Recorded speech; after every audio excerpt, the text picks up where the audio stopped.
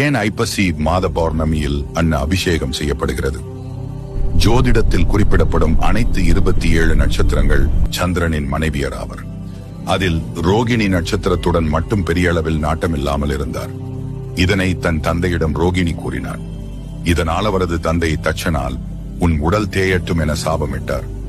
சந்திரனின் 16 கலைகளில் 3 கலைகள் மட்டும் மீதம் இருந்த நிலையில் சிவபெருமான் சந்திரனின் வேண்டுதலை ஏற்று அவருக்கு அருள் புரிந்தார். அந்த 3ஆம் பிறையை தன் தலையில் சூடினார்.